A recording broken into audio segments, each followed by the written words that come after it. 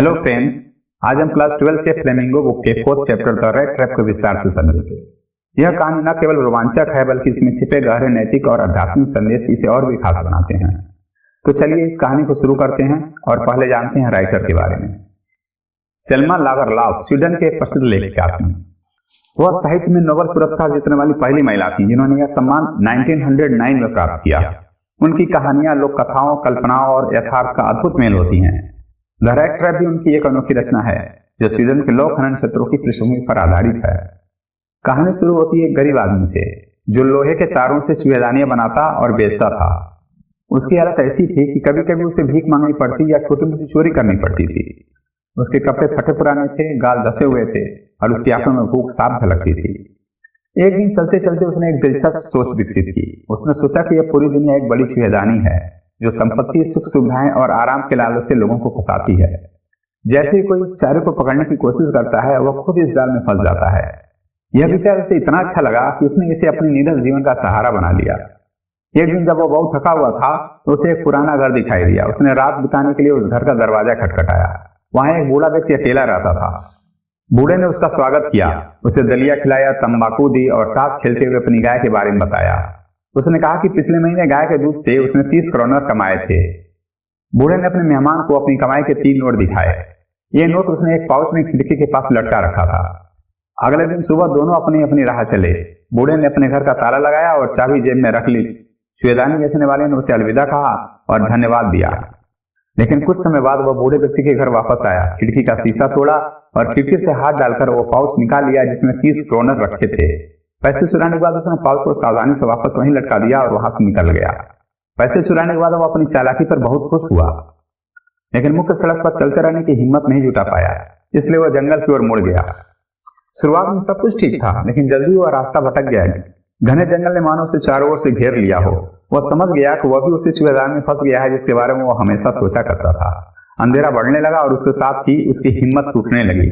उसे लगा कि अब उसका अंत निकट है। तभी उसे हथौड़े की आवाज सुनाई दी। यह आवाज किसी लोहे की फैक्ट्री से आ रही थी जो उम्मीद की आखिरी किरण बन गई। वह उस आवाज की दिशा में चल पड़ा। वह रेंजो आयरन वर्क्स नामक फैक्ट्री के पास पहुंच गया। वहां मुख्य लोहार और उसके सहायक काम कर रहे थे। उसने आग के पास बैठने की अनुमति मांगी और बिना कुछ बोले वहां बैठ गया। रेंजो ढलाई घर के मालिक का नाम पूरे इलाके में प्रसिद्ध था। जब उसने अजनबी को देखा तो वह तुरंत उसके पास गया। ध्यान से देखते हुए उसने कहा, अरे तुम नील सोलोफ हो ना, तुम कैसे लग रहे हो? अजनबी ने मालिक को पहले कभी नहीं देखा था, लेकिन उसने सोचा कि इस भ्रम से उसे कुछ लाभ हो सकता है। उसने झूठ बोलते हुए कहा, हाँ मेरे साथ बहुत बुरा हुआ। मालिक ने उसे क्रिसमस के लिए अपने घर आने का निमंत्रण दिया।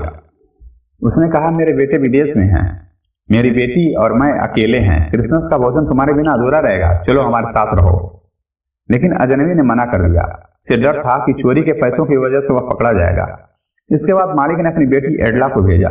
वह एक दयालु और समझदार लड़की थी। उसने देखा कि वह जमीन पर लेटा हुआ था, सिर के नीचे लोहे का टुकड़ा रखा था और टोपी से अपनी आंखें ढक रखी थी।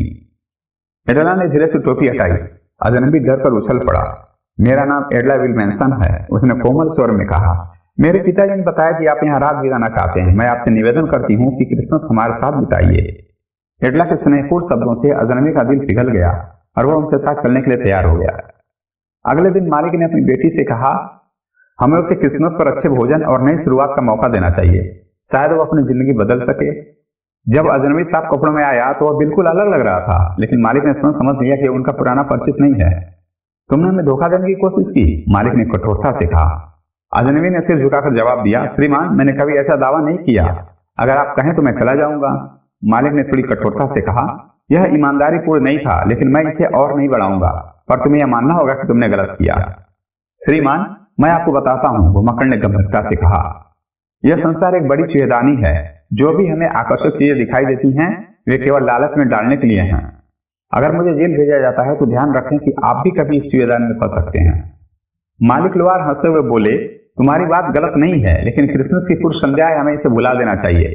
अब यहाँ से जल्दी निकलो। लेकिन जैसे ही दरवाजा खुला बेटी ने कहा, मैं चाहती हूँ कि यह आदमी आज हमारे साथ रुके। यह पूरी जिंदगी भटकता रहा है, इसे कहीं भी घर जैसा अनुभव नहीं होता। मैं चाहती हूँ कि यह कम से कम आज शांति का अनुभव करे। मालिक लोहार असमंजस में थे, लेकिन बेटी की भावना देखकर उन्होंने भूमक्कड़ को रुकने की अनुमति दे दी। उस रात घुमक्कड़ किसी परेशानी का कारण नहीं बना। उसने सिर्फ खाया और गहरी नींद ली। ऐसा लगा जैसे वर्षों बाद उसे इतना सुकून मिला हो। जब क्रिसमस ट्री की लाइटें जलाई गईं तो वह आश्चर्य से देखता रहा। खाना खाने के बाद उसने सबका धन्यवाद किया। युवती ने उसे समझाया, ये कपड़े क्रिसमस का उपहार हैं और यदि अगली बार तुम्हें शांति और सुरक्षा चाहिए तो तुम्हारा यहाँ स्वागत है। घुमक्कड़ की आंखों में भावुकता झलक रही थी। उसने कोई जवाब नहीं दिया, लेकिन वह युवती को कृतज्ञता भरी नजर से देख रहा था। अगले दिन जब परिवार चर्च से लौटा तो अजनबी जा चुका था, लेकिन उसने एक पैकेट छोड़ा था। युवती ने पैकेट खोला। उसमें एक छोटी चुएदानी थी जिसमें 10 क्रॉनर के 3 नोट रखे थे। साथ ही एक पत्र भी था। आदरणीय और श्रेष्ठ मिस, आपकी दया और उदारता ने मुझे मेरी गलतियों को सुधारने की शक्ति दी। यह चुएदानी मेरी ओर से क्रिसमस का उपहार है।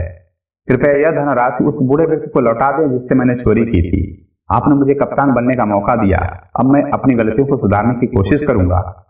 आपकी दयालुता हमेशा याद रहेगी, कप्तान वान स्टाहले। उस अजनबी की इस भेंट ने यह साबित कर दिया कि दया और सहानुभूति से किसी का जीवन बदला जा सकता है। तो चलिए किसी के जीवन में बदलाव लाने की शुरुआत करते हैं। याद रखें, छोटी सी दया भी बड़े चमत्कार कर सकती है।